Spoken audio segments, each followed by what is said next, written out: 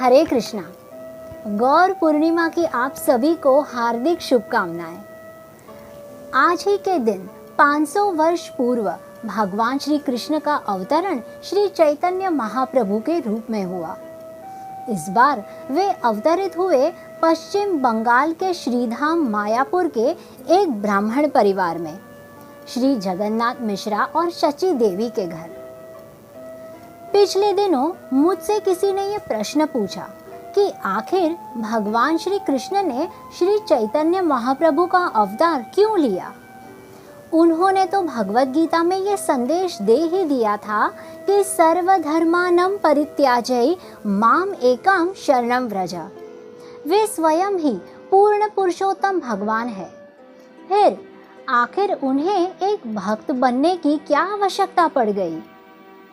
तो इसके दो मुख्य कारण हैं। सबसे पहली बात, हरे कृष्ण महामंत्र के युग धर्म को जो स्थापित करना था। एक बार देवर्षि नारद ने भगवान श्री कृष्ण से पूछा कि हे भगवान, कलयुग का मानव तो बड़ा ही पतित होगा, इंद्रिय तृप्तियों का भोग करना ही उसका उद्देश्य होगा, मोक्ष प्राप्ति के लिए वो कदापि विचार ही नहीं करेगा, फिर भला मनुष्यों का उद्धार कैसे होगा।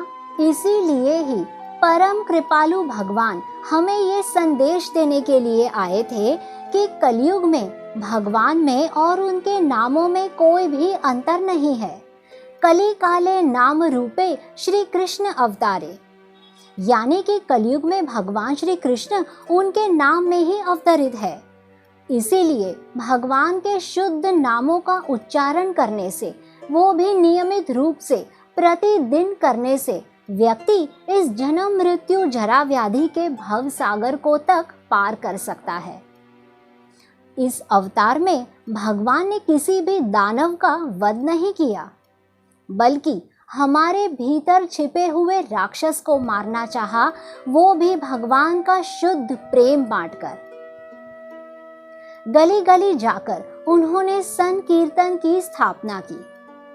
कोई व्यक्ति चाहे ब्राह्मण हो, शूद्र हो, चंडाल हो, किंतु उन्हें यह संदेश दिया कि हरे कृष्ण महामंत्र का जप करने से नियमित रूप से व्यक्ति इस भव सागर को पार कर सकता है, जन्म मृत्यु जरा व्याधि के भव सागर को पार कर सकता है और उसके समस्त पापों का नाश होता है। तो ये उनका एक परम उद्देश्य था।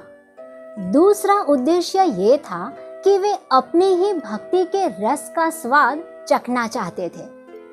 खासकर जब श्रीमती राधा रानी और सारी गोपियां भगवान के मथुरा चले जाने पर विरह में रोती है, तब उन्हें कैसा अनुभव हुआ होगा।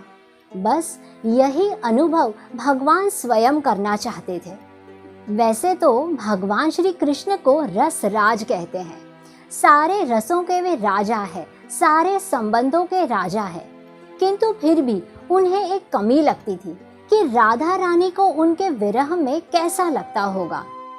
इसीलिए भगवान ने अवतार तो श्री चैतन्य महाप्रभु का लिया, किंतु उनमें जो भावनाएं थी और उनके शरीर का रंग राधा रानी का ही था। एक भक्त को कैसा होना चाहिए, भक्ति कैसी होनी चाहिए। विनम्रता भक्त का एक परम गुण है।